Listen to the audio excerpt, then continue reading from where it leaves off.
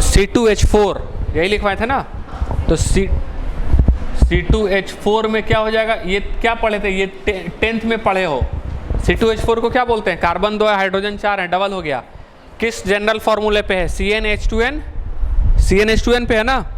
तो क्या पढ़े थे, अल्केन, अल्कीन पढ़े थे, याद आ रहा है, अल्कीन का ये है, तो H, C, ये H और डबल बॉन्ड C और ये H और ये H, तो मल्टी सेंटर्ड हुआ, एक से ज़्यादा सेंटर्ड है, तो ये मल्टी सेंटर्ड स्पीसीज पे अप्लाई नहीं करते हैं इसको, ठीक है।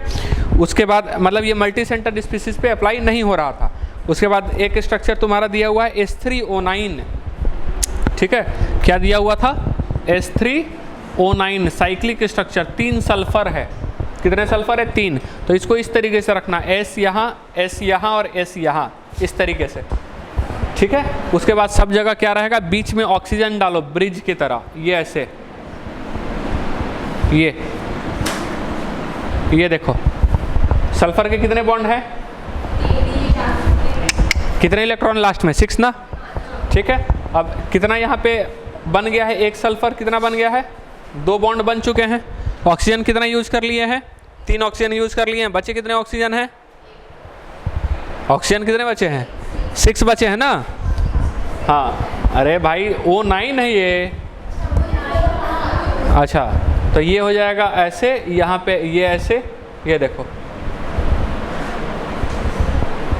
ये इसका स्ट्रक्चर हो जाएगा, ठीक है। ध्यान में रखना है इसमें H3O9 में ये भी पूछता है हाउ मेनी पाई बॉन्ड और सिग्मा बॉन्ड, पाई बॉन्ड कितने हैं, सिग्मा बॉन्ड कितने हैं, याद रखना। पाई कितने हो जाएंगे बताओ, जो सिंगल नजर आ रहे हैं, सॉरी जो सिंगल नजर आ रहे हैं सिग्मा, और डबल जो नजर आ रहे हैं उसमें एक सिग्मा एक पाई, तो कितना हो गया, सिग्मा तुम्हारा कितना हो जाएगा इसमें बता दो फटाक से। 1 2 देखो 1 2 3 4 5 6 7 8 9 10 11 12, तो ये 12 और पाई कितना हो जाएंगे, 1 2 3 4 5 6। रेशियो भी पूछ सकता है, सिग्मा इस टू पाई का रेशियो क्या है, ठीक है, ये ध्यान में रखना। चलो अगला पॉइंट लिखना, 5th वाला जो पॉइंट है, 5वां पॉइंट लिखना, it could not explain existence of odd electron species, it could not explain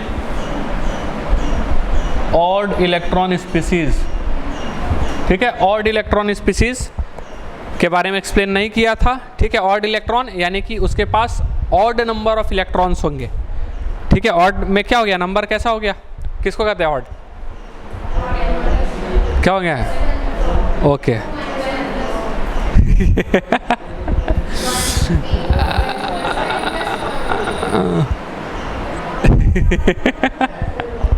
अरे भाई हम ऑड इवन नंबर होता है ना, तो वही तो पूछ रहे हैं, तो एग्जाम्पल डायरेक्ट दो ना, तुम्हारा क्या क्या होगा। चल ठीक हो गया, समझ गया। तो जैसे यहाँ पे NO एग्जाम्पल में ले रहे हैं हम NO, तो NO में कितना इलेक्ट्रॉन है, नाइट्रोजन में कितने हो गए, और ये तुम्हारा इसमें कितने हो गए, कितना हो जाएंगे, अच्छा टोटल इलेक्ट्रॉन यदि हम बोले तो टोटल, दोनों में टोटल इलेक्ट्रॉन कितना हो जाएगा, कितना हो जाएंगे, अरे जल्दी बोलो।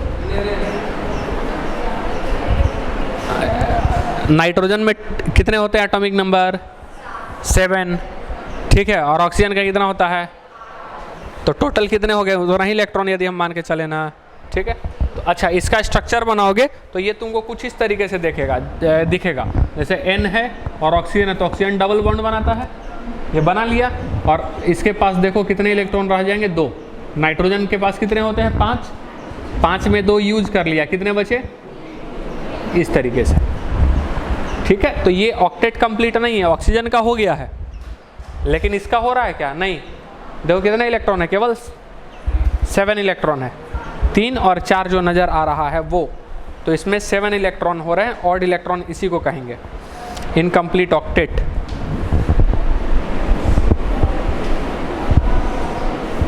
ठीक है। इसका कंप्लीट है, हम इसकी बात कर रहे हैं, नाइट्रोजन का, ठीक है, नाइट्रोजन का है incomplete octet.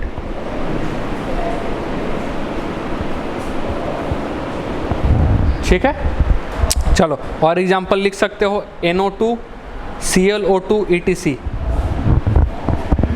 NO2 ClO2 ETC, ठीक ठीक है। ऑक्टेट कंप्लीट इसमें भी नहीं होता है, ठीक है। ऑड इलेक्ट्रॉन स्पीसीज ये माने जाते हैं। अगला लिखो सिक्स्थ एग्जाम्पल, सॉरी सिक्स्थ जो इसका पॉइंट है वो एग्जिस्टेंस ऑफ कंपाउंड ऑफ एक्सी, एग्जिस्टेंस ऑफ कंपाउंड ऑफ एक्सी जेनन। जेनन के बारे में क्या पढ़े हो कि जेनन क्या होता है, non metal sorry noble gas है। और नोबल गैस क्या पढ़े हो कि नोबल गैस जो है वो कभी भी क्या करता है, बॉन्डिंग में पार्टिसिपेट नहीं करता है। ऐसा ऑक्टेट रूल वाला ये लिविस डॉट स्ट्रक्चर जो ऑक्टेट रूल है ना वो भी बोलता है कि जिसका ऑक्टेट कंप्लीट हो जाएगा वो पार्टिसिपेट नहीं करेगा, जो भी है। लेकिन एक्सी जो है तुम्हारा जेनन जो है उसका भी तुम्हारा कंपाउंड्स कुछ देखे गए हैं, ठीक है। वो जनरली आसानी से फॉर्म नहीं करते हैं लेकिन फॉर्म करता हुआ पाया गया है, ठीक है। तो ये भी एक प्रकार से इनका जो स्टेटमेंट था उसके अनुसार ये क्या हो गया तुम्हारा लिमिटेशंस में आता है, ठीक है। तो एक्सी क्या है तुम्हारा नोबल गैस जो ऑक्टेट कंप्लीट करता है। इसके एग्जाम्पल कौन से हो जाएंगे, ये हो जाएगा XCF2, ठीक है, जेनन फ्लोराइड, XCF4, टेट्राफ्लोराइड हो गया, XCF6, ठीक है। इन सब के स्ट्रक्चर भी अभी पढ़ने हैं आगे, XCO3, ठीक है, XCO4, ये सारे कंपाउंड फॉर्म्ड हो रहे हैं। XCO2F3 भी है, XCO2F3 ये भी बोलो ना, एग्जिस्टेंस ऑफ कंपाउंड ऑफ एक्सी लिख ली, ठीक है। और नेक्स्ट लिखना it could not explain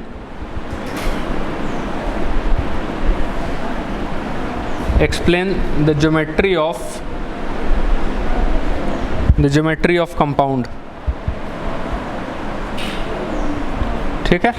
geometry कैसा होता है कंपाउंड का एक्चुअल, जैसे हम लोग यहाँ कैसे लिख रहे हैं, जैसे अभी हम बनाए थे PCl5 का स्ट्रक्चर बनाए थे ना, तो जिधर मन उधर सबको रख दिए थे Cl, मतलब अपने अनुसार हम रख दिए थे। कोई एक एंगल के बारे में हम बात नहीं किए अभी तक, कोई बॉन्ड लेंथ के बारे में बात नहीं किए, किसको कहाँ रखना है ऐसा कुछ फिक्स नहीं किए।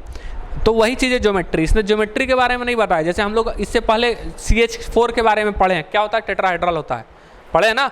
हर एक बॉन्ड एंगल उसका कितना होता है 109 डिग्री 28 मिनट, 109.28 मिनट होता है तुम्हारा, ठीक है। तो ये ज्योमेट्री है उसका, मतलब नेचर में इतने एंगल पे पाया जाता है, लेकिन इसने उसके बारे में कुछ बताया नहीं था। समझ में आया। तो ये इसका लिमिटेशंस थे, ये सब जो हम देखे हैं अभी बुक्स में देखोगे तो मुश्किल से 1 2 3 तुमको मिलते हैं, लेकिन जितना हो सकता है हम तुमको बता चुके हैं। चलो आगे अब हम लोग हेडिंग डालेंगे वैलेंस बॉन्ड थ्योरी, VBT बहुत इंपॉर्टेंट है। यहाँ से अब तुम धीरे धीरे केमिकल बॉन्डिंग के कोर पार्ट में एंटर करते जा रहे हो।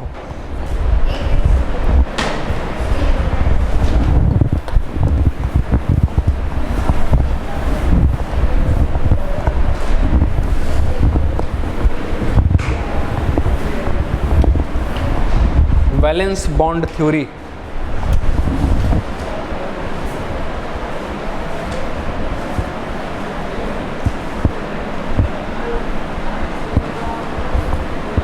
इसको शॉर्ट फॉर्म में VBT भी कहेंगे, ठीक है। शॉर्ट फॉर्म में क्या कहेंगे, VBT भी कहेंगे। हो गया, चलिए लिखिए। अकॉर्डिंग टू VBT, जल्दी जल्दी थोड़ा लिखेंगे, ठीक है।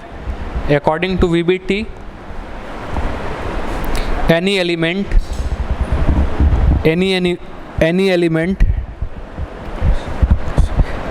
take place in the process of bond formation, take place in the process of bond formation, ठीक है, bond formation to pair up its unpaired electron,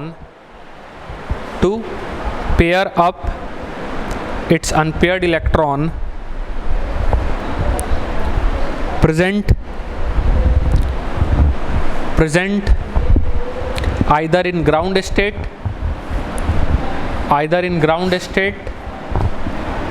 or in excited state, ठीक है। either in ground state or in excited state, ठीक है। कहने का मतलब क्या हो गया कि कोई भी जो एलिमेंट है, एटम है, वो बॉन्ड फॉर्मेशन के लिए क्या करता है, अपने जो इलेक्ट्रॉन्स हैं, ठीक है, अपने जो अनशेयर्ड इलेक्ट्रॉन्स जिसको शेयरिंग नहीं किया है, वो क्या करता है, एक दूसरे को क्या करता है, अप्रोच करता है बॉन्ड फॉर्मेशन के लिए, ठीक है। और वो इलेक्ट्रॉन्स किस में हो सकते हैं, या तो ग्राउंड स्टेट में होंगे, नहीं तो एक्साइटेड स्टेट में। तो हम तुमको पहले भी बताए हैं, ग्राउंड स्टेट में यानी कि नॉर्मल इलेक्ट्रॉनिक कॉन्फ़िगरेशन जो होता है that is called ground state. और एक्साइटेड स्टेट कुछ एनर्जी जब हम प्रोवाइड करते हैं और ग्राउंड स्टेट में जो ग्राउंड स्टेट के जो ऑर्बिटल में जो इलेक्ट्रॉन है वो बाजू वाले ऑर्बिटल में, वैकेंट ऑर्बिटल में जब चले आते हैं तो उसको हम लोग बोलते हैं एक्साइटेड स्टेट। समझ में आया? ठीक है, चलो अब पॉइंट्स लिखो इसमें, मतलब कि स्टार दे करके लिखना है इसमें कि this pairing of electron, this pairing of electron, ठीक है, this pairing of electron takes place by combining of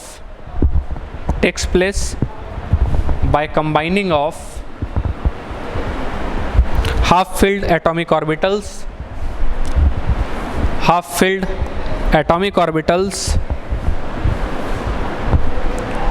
ठीक है, ब्रैकेट में लिख लेना HFAO, half field atomic orbital, ठीक है, लिखे, of bonded atom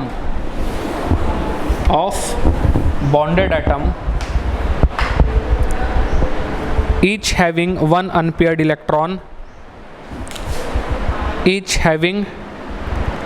unpaired electron, of opposite spin, spin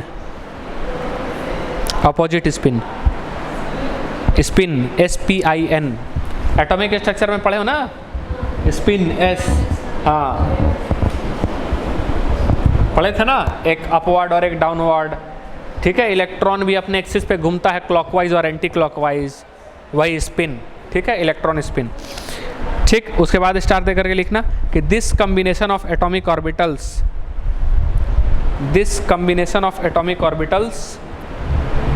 और एटॉमिक ऑर्बिटल को AO भी लिखना है आपसे, एटॉमिक ऑर्बिटल को क्या लिखेंगे, AO। This combination of atomic orbitals AO is known as overlapping of orbitals,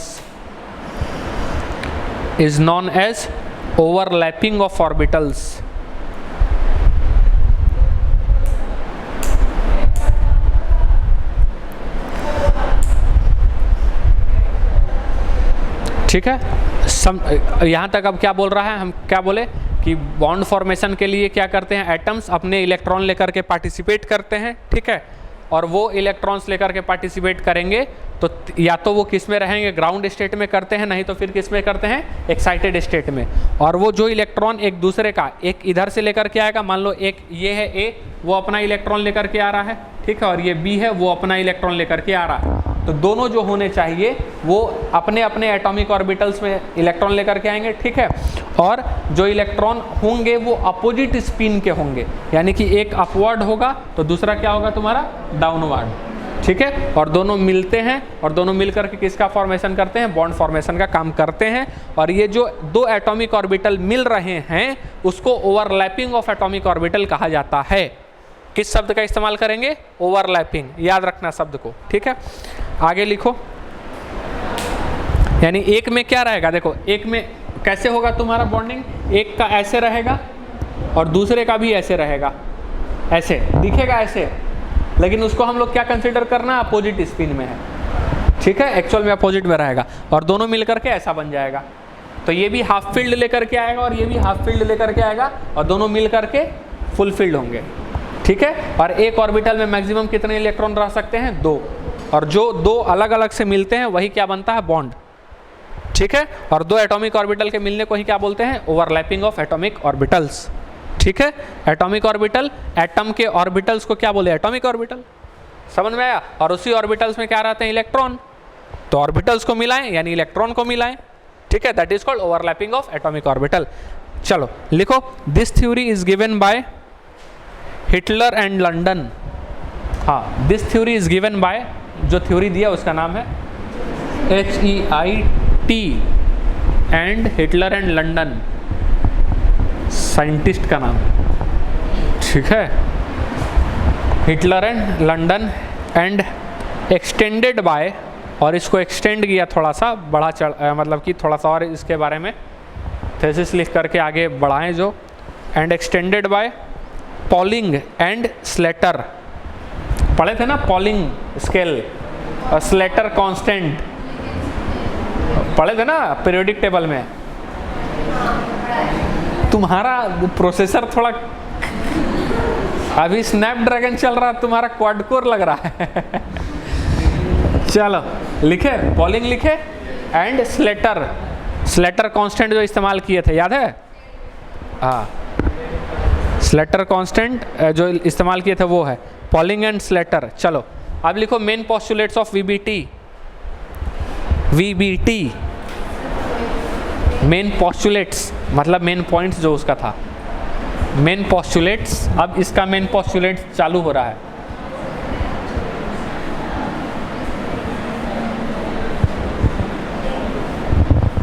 ठीक है, पॉइंट वाइज लिखना है। Main postulates of VBT. ठीक, लिखेंगे इस प्रकार से। पहला पॉइंट कि for a covalent bond, for a covalent bond to form atom, for a covalent bond to form atoms should come closer each other, atoms should come closer to each other, so that their orbitals starts overlapping। ठीक है, covalent bond के formation के लिए दो atoms क्या होगा यहाँ पे, दो एटम्स के ऑर्बिटल जो है सामने आने चाहिए।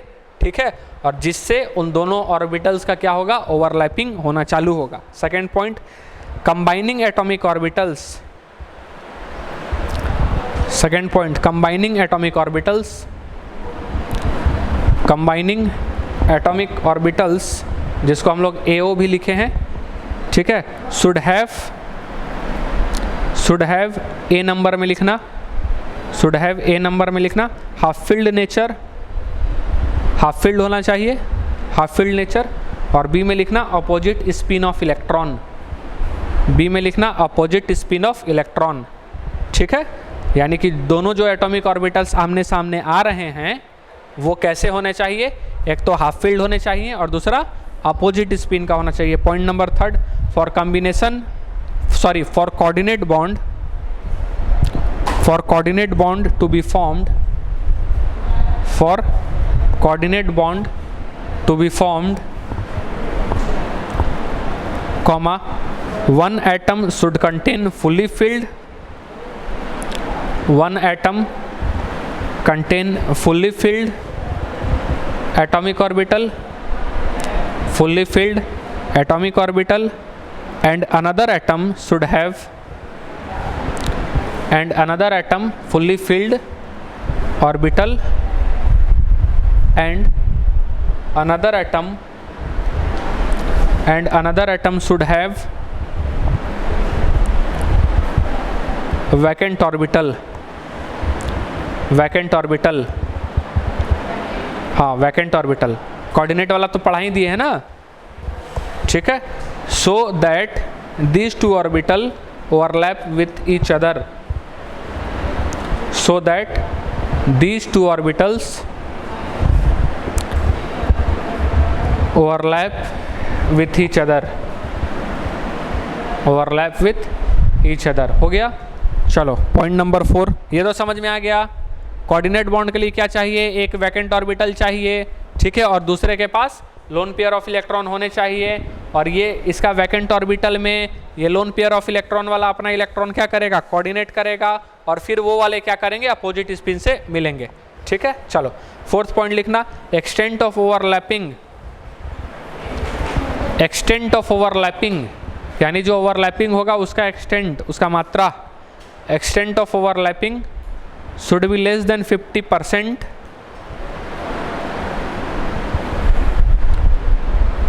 ठीक है, extent of overlapping should be less than 50%, otherwise otherwise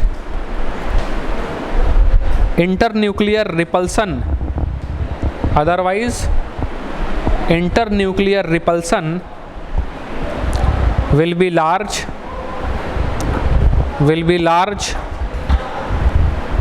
which decreases stability of bond, which decreases stability of bond। ठीक है, समझे?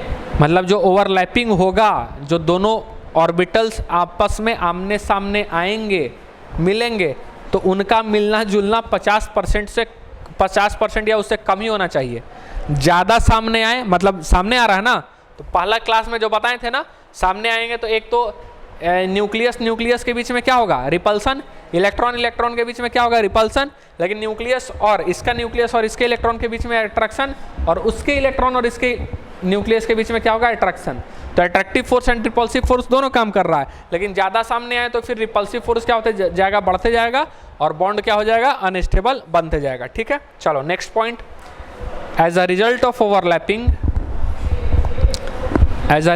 Overlapping, next point number 5th, as a result of overlapping, a new localized bond orbital is formed। a new localized, देखो हम शब्द का इस्तेमाल कर रहे हैं, ठीक है? localized मतलब एक जगह रहने वाला। लिखे overlapping, a new localized bond orbital is formed। हाँ, और delocalized मतलब इधर उधर जाने वाला, ठीक है? और overlapping, a new localized bond orbital is formed in which probability of finding an electron is maximum, in which probability of finding an electron maximum। ठीक है, तो जहाँ पे हमको दूसरे चैप्टर्स का थोड़ा सा लगेगा उसके बारे में डिस्कशन करने का, तो वो भी हम करेंगे साथ में।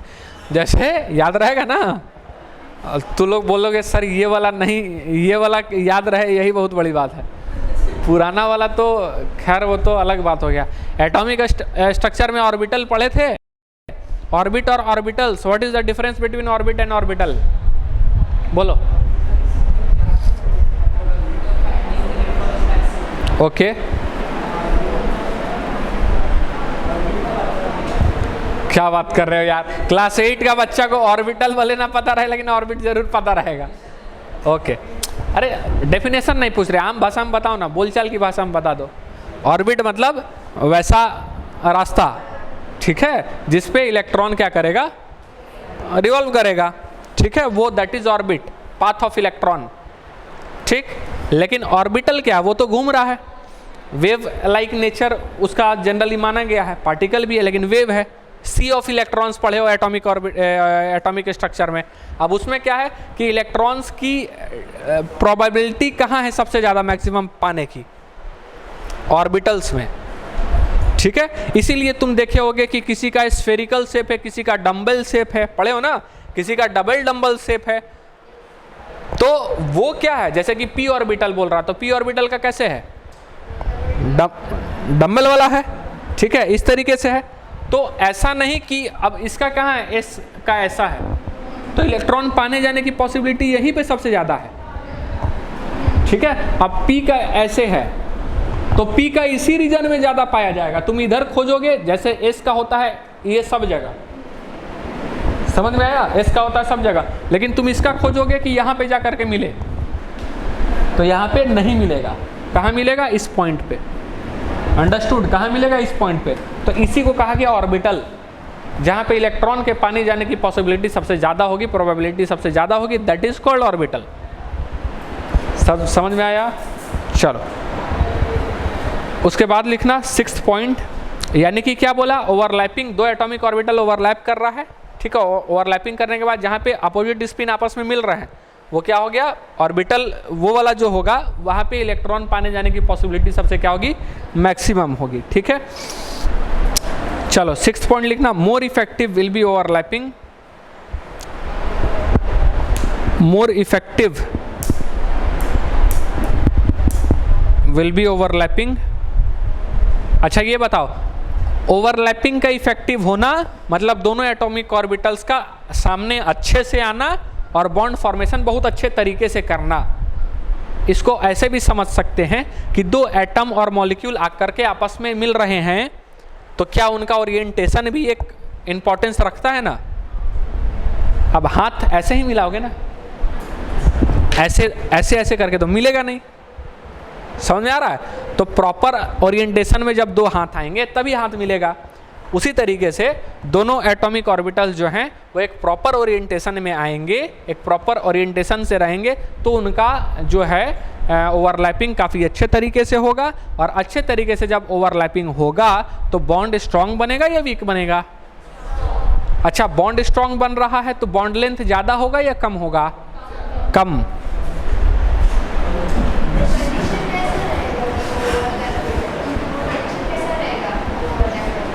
मतलब क्या क्या बोल रही, पूरा बोलो। किस चीज़ का कंडीशन? वो अभी नहीं पढ़ाए हैं वो अभी पढ़ाएंगे आए अभी केवल मेन पोस्टुलेट, अभी कहानी का भूमिका बना रहे हैं। ठीक है, चलो। तो क्या बोले कि जब आपस में आमने सामने आएंगे और जितना अच्छा ओवरलैपिंग होगा, ठीक है, दो एटॉमिक ऑर्बिटल्स के बीच में उतना स्ट्रांग बॉन्ड बनेगा, बॉन्ड लेंथ उतना कम होगा और बॉन्ड एनर्जी उतना ही ज़्यादा होगा। बॉन्ड एनर्जी मतलब बॉन्ड को तोड़ने में जितना अमाउंट ऑफ एनर्जी लगेगा that is called bond energy. तो उसको तोड़ने में उतना ज़्यादा अमाउंट का एनर्जी लगेगा। ठीक है, अब सोचो ना, दो आदमी का दोस्ती है, तो दोस्ती गहरी है तो मतलब बातचीत डेली होता होगा, तो उसको तोड़ने में ज़्यादा टाइम लगेगा।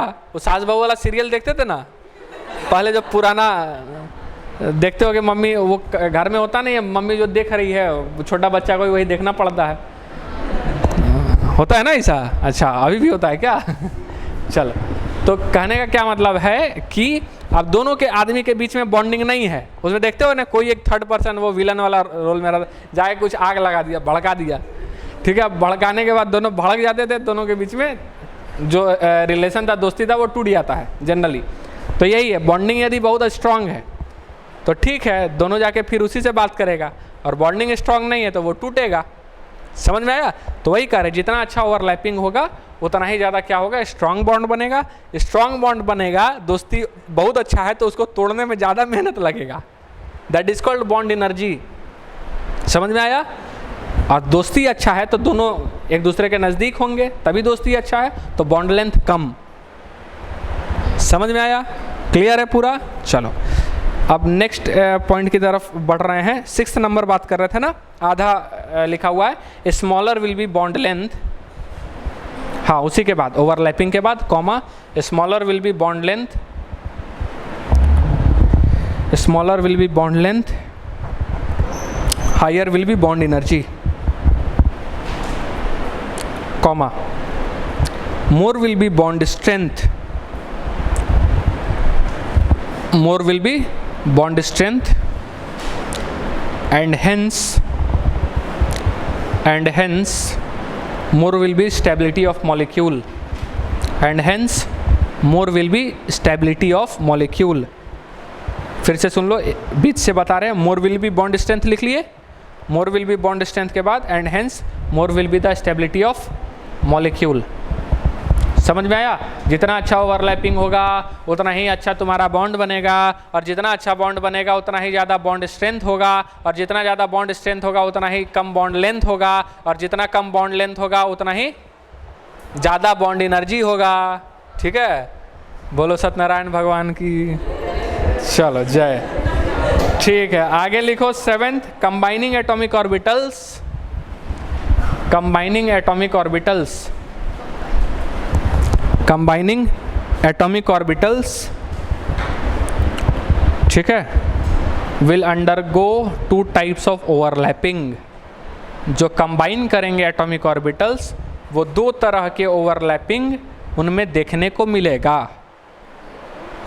Will undergo 2 types of overlapping. Overlapping मतलब 2 एटॉमिक ऑर्बिटल का मिलना। पहला लिखो, ए लिखो, एक्सियल और head on overlapping. A axial और हेड ऑन ओवरलैपिंग, ठीक है। और दूसरा हेड ऑन, एक्सियल और हेड ऑन ओवरलैपिंग, ठीक है। सेकंड लिखना साइडवेज और पैरेलल ओवरलैपिंग।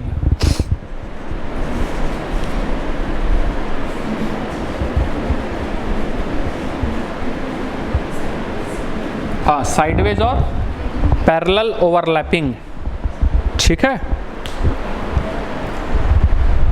देखो, एक्सियल ओवरलैपिंग या फिर जो कह रहे हेड ऑन, वो ऑर्बिटल्स इस तरीके से मिलेंगे, समझ में आया?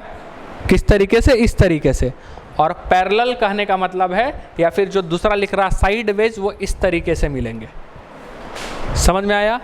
क्लियर? यानी कि यहाँ जो p ऑर्बिटल तुम्हारे सामने है, यदि हम इसको कह रहे हैं ये ऐसे मिल रहा है, तो इसको कौन सा कहेंगे? एक्सियल। और यही जो ऐसे यदि मिल रहा है, तो ये कौन सा होगा? साइडवेज, ठीक है। इसको कहेंगे हेड ऑन ओवरलैपिंग और ये हो जाएगा साइडवेज ओवरलैपिंग। समझ में आया? स्ट्रॉन्ग जो होता है वो कौन सा होगा? ये ज़्यादा स्ट्रॉन्ग है या फिर ये ज़्यादा स्ट्रॉन्ग है? नहीं, ये। हाँ, और स्ट्रॉन्ग और वीक जो हम लोग कहते हैं वो एक्सटेंट ऑफ ओवरलैपिंग पे डिपेंड करता है। अभी तो बताएं, बॉन्ड का स्ट्रॉन्ग होना क्या मतलब? ओवरलैपिंग का अच्छे ओवरलैपिंग होना, एक्सटेंट ऑफ ओवरलैपिंग ज़्यादा होना। मतलब कि तुम ऐसा समझो कि यहाँ पे देखो जरा सा, यदि हम एग्जैक्ट इस तरीके से यदि हम बनाएं, ठीक है, यहाँ से ये देखो टच करता हुआ एकदम हल्का सा, तो तुमको पता चलेगा कि यहाँ पे जो टच हो रहा है लोब्स उनके, वो बहुत कम टच होते हैं। समझ में आया? बहुत कम ओवरलैपिंग देखने को मिलता है दोनों को मिला करके। लेकिन इस वाले में क्या होता है? एक अच्छे एक्सटेंट का ओवरलैपिंग मिलता है। समझ में आया? इसीलिए जो हेड ऑन ओवरलैपिंग होता है वो स्ट्रॉन्ग होता है, ठीक है। एक्सियल ओवरलैपिंग स्ट्रॉन्ग, और जो साइडवेज ओवरलैपिंग होता है वो क्या होता है? वीक होता है, ठीक है। चलो अगला लिखना 8 point, lobes of combining atomic orbitals. Lobes, ये लोब्स ही तो है ना, लोब इसको कहते हैं ना, लोब्स ऑफ, अगला क्या चल रहा है? 8 number, lobes of combining atomic orbitals, LOBS लिख देना जी, ठीक है। Lobes of combining atomic orbital should have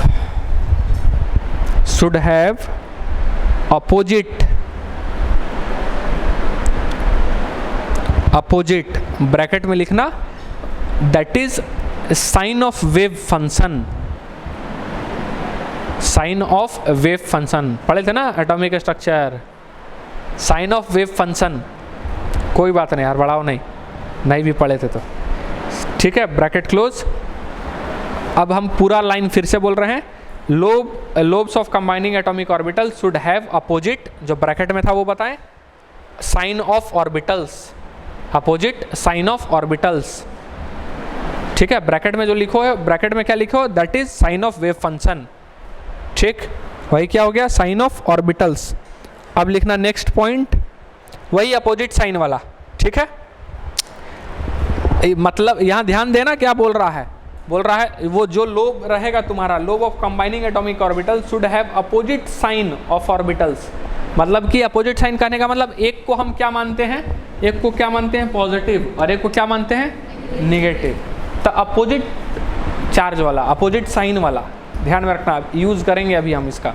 चलो 9th नंबर लिखो, extent of overlapping depend on, extent of overlapping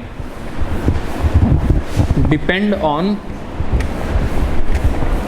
पहला पॉइंट लिखना डिपेंड्स ऑन, फर्स्ट लिखना nature of orbitals, nature of orbitals, ठीक है। दैट इज ब्रैकेट में लिख लेना, दैट इज 1s 2s, ठीक है, 1s 2s 2p, ठीक है, 3p 3s 3p etc, ठीक है। कैसा ऑर्बिटल का नेचर है। Second nature of overlapping, nature of orbital. दूसरा नेचर ऑफ ओवरलैपिंग, ओवरलैपिंग कैसा हो रहा है, मतलब कि इसमें भी दैट इज, ठीक है, एक्सियल है या फिर एक्सियल है या फिर क्या लिखेंगे, साइडवेज। ठीक है, ओवरलैपिंग कैसा है, कौन सा ऑर्बिटल है और ओवरलैपिंग कैसा हो रहा है। चलो अगला पॉइंट लिखो, more closer is the valence shell, more closer, yes, point number 10, more closer, जितना क्लोज रहेगा वैलेंस सेल न्यूक्लियस के, more closer is the valence shell to the nucleus, more will be the extent of overlapping, more will be the extent of overlapping, हो गया, comma, hence strong will be bond। ठीक है, clear हुआ। जैसे कि कहने का मतलब है किसके साथ स्ट्रांग होना, ऐसे लिख लेना एग्जाम, हाँ, विल बी बॉन्ड। ठीक है, ये जैसे 1 और 1 के साथ होगा तो ज़्यादा होगा स्ट्रांग, क्योंकि ये क्लोज है न्यूक्लियस के। उसके बाद 1 और 2 के साथ, उसके बाद 2 और 2 के साथ, उसके बाद 2 और 3 के साथ। समझ में आया क्या बोल रहे हम? हाँ, ऑर्बिटल, अरे यहाँ क्या लिखवाएं कि जो जितना नज़दीक रहेगा न्यूक्लियस के उतना ही ज़्यादा अच्छा ओवरलैपिंग उसका माना जाएगा।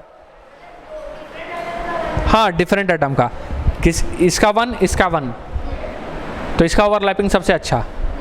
फिर किसी का 1 है किसी का 2 है, हाँ, ये वाला 1 1 1, किसी का 2, किसी का 1, किसी का 3, किसी का 2, किसी का 3, इस तरीके से। ठीक है, तो स्ट्रॉन्ग सबसे ज़्यादा किसका होगा, इसका, देन इसका, देन इसका, है? हाँ, ठीक है, लिख ले। और ये सेल है, इस तरीके से चलता जाएगा सेल, यानी फर्स्ट सेल का फर्स्ट सेल के साथ सबसे अच्छा, फर्स्ट सेल का सेकंड के साथ, सेकंड का सेकंड के साथ, सेकंड के थर्ड के साथ, इस तरीके से चलता जाएगा। ठीक है, अगला लिखना next, between two subcell, between two subcell, between two TWO subcell, subshell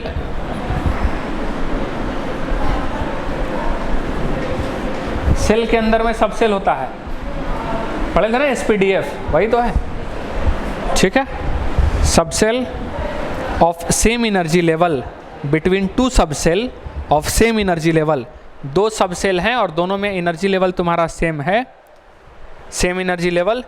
more is the directional characteristic, more is the directional characteristic in subshell, in subshell, bracket में लिख सकते हो ऑर्बिटल। ठीक है, orbital. More will B overlapping, more will B overlapping.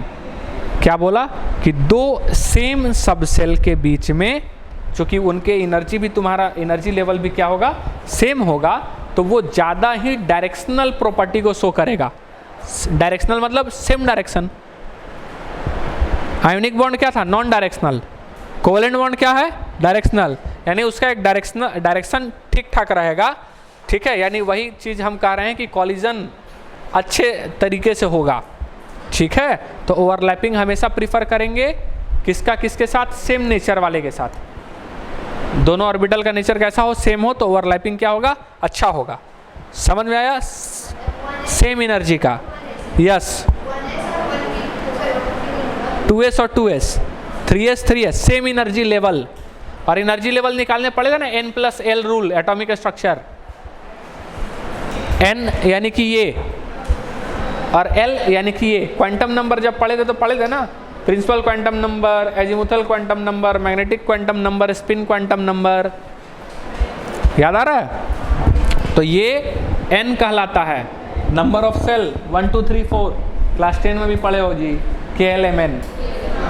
और ये वाला क्या है, l का वैल्यू, l 0 है तो क्या हो जाएगा, S, l 1 है तो क्या हो जाएगा, P, और L बराबर 2 है तो क्या हो जाएगा D, और L बराबर 3 है तो क्या हो जाएगा F। समझे? तो n+l दोनों को जोड़ देना है, और दोनों को जोड़ देने के बाद जिसका संख्या ज़्यादा होगा उसका ज़्यादा होगा, और जब दोनों का इक्वल आ जाए तब क्या करेंगे, n का वैल्यू देख लेते हैं, जिसका ज़्यादा होता है उसका एनर्जी ज़्यादा होता है। क्या हुआ, नहीं समझ में आया? इलेक्ट्रॉनिक कॉन्फ़िगरेशन करते हो ना, तो इलेक्ट्रॉन को किस में डालते हो, लोअर एनर्जी में या हायर एनर्जी में? लोअर में। लोअर में तो सबसे पहले कौन होता है, 1s, यानी 1 और जोड़ प्लस s का वैल्यू 0 तो आता है 1, फिर आता है 2s यानी कि 2, फिर आता है 2p तो p का वैल्यू 1, तो 2 + 1 = 3। इसीलिए इलेक्ट्रॉन पहले 4s में आता है, देन आफ्टर 3d में आता है। पहले लिखते हो ना 4s, देन आफ्टर लिखते हैं 3d, क्योंकि 4 + s का वैल्यू 0 = 4, और 3d म्हणजे क्या है, 3 + d का वैल्यू 2, वही है ना, तो हो जाएगा 5। तो इसलिए पहले किस में आता है, 4s में, फिर जाता है 3d में। समझ में आया? ऐसा है, वही n+l रूल से चलता है। हाँ, तो इस तरह से हम क्या बोले कि जितना सेम एनर्जी का तुम्हारा रहेगा ऑर्बिटल, उतना ही ज़्यादा डायरेक्शनल प्रॉपर्टी को शो करेगा, कैरेक्टरिस्टिक को, और उतना ही ज़्यादा उसका क्या होगा, अच्छा ओवरलैपिंग माना जाएगा। एग्जाम्पल के तौर पे यदि हम बोलें, एग्जाम्पल के तौर पे n बराबर यदि हम लोग 2 ले रहे हैं, ठीक है, n बराबर हम लोग 2 ले रहे हैं, तो SS का सबसे कम, देन उसके बाद S और P का, ठीक है, देन उसके बाद P और P का, देख लो ये तुम्हारा है।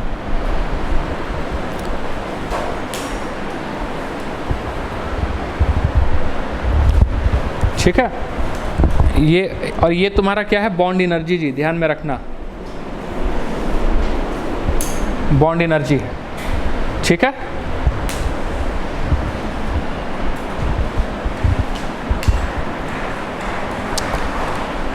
चलो 12th वाला पॉइंट लिखो, 12th पॉइंट लिखो, s orbitals are non directional in nature. समझ में आया? s नॉन डायरेक्शनल होता है, क्यों? स्फेरिकल है। जब कोई स्फेरिकल चीज है उसमें डायरेक्शन कैसे बताओगे, बता सकते हो क्या? नहीं, नहीं समझे? अरे भैया ये गोल है स्फेरिकल, कैसे बताओगे किस डायरेक्शन है? टेंजेंट, क्या बोल रहे हो?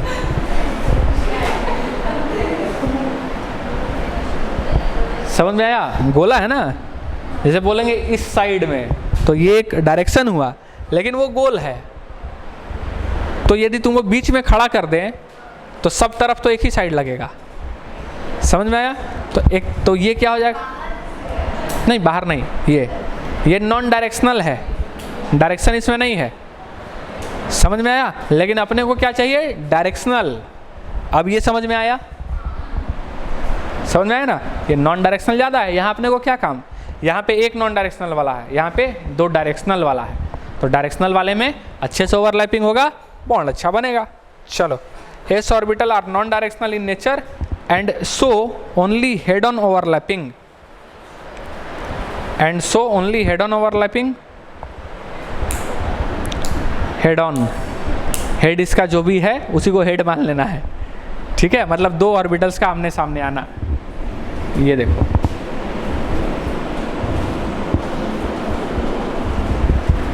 हेड ऑन ओवरलैपिंग, ठीक। While P and D, while P, D orbitals are directional in nature, while P, D orbitals are directional in nature and can show axial as well as sideways overlapping. Point number 13, head on overlapping is stronger than sideways overlapping. Point number 13, head on overlapping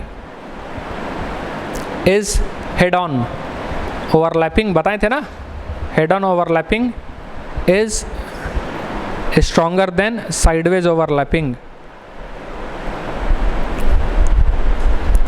ठीक है, तो अभी हम लोग पढ़ें ये वाला अच्छा ओवरलैपिंग किसमें, पी वाले में। ठीक है, देखो अब इसका कैसे लिखोगे, ये तुम इस तरीके से लिखना कि पी पी का सबसे कम, देन उसके बाद एस एस, देन उसके बाद एस पी, देन उसके बाद पी पी। अब ये हम 2 बार पी पी क्यों लिखे, यहाँ से यहाँ तक एक्सियल वाला हम ओवरलैपिंग करवा रहे हैं, समझ में आया। और एस एस का तो एक्सियल ही होता है, लेकिन पी में एक्सियल और साइडवेज दोनों, तो ये एक्सियल वाले का पार्ट है इसलिए इसमें अच्छा, लेकिन ये वाला कौन सा पार्ट है, साइडवेज। ठीक है, इसलिए उसका ओवरलैपिंग का एक्सटेंट क्या होगा, कम होगा। चलो नेक्स्ट और आखिरी पॉइंट लिखो। हाँ, और ये ध्यान रखना एन सेम है, n is equal to same, ऐसा नहीं कि डिफरेंट एन ले लेंगे, सेम एनर्जी वाले एन है। लास्ट पॉइंट लिखो, orbitals are directional in nature, orbitals are directional in nature except s, inverted comma में लिख लेना, except s orbital, and since covalent bond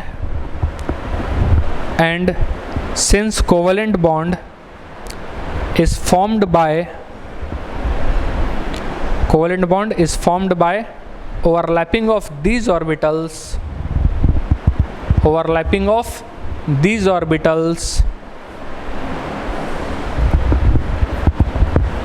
so covalent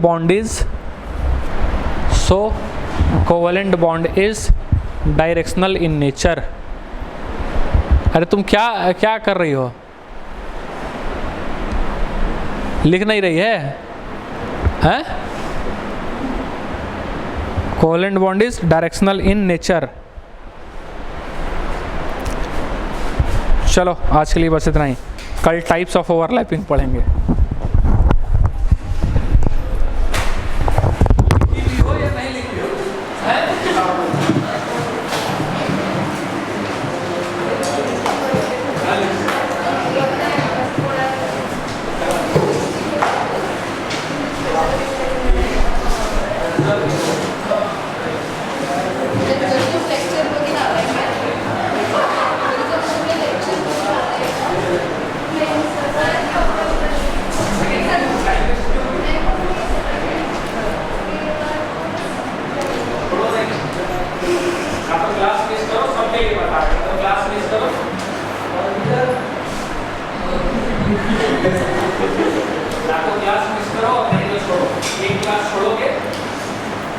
बड़ा नुकसान होने वाला है और बहुत इंपॉर्टेंट पॉइंट चल रहा है।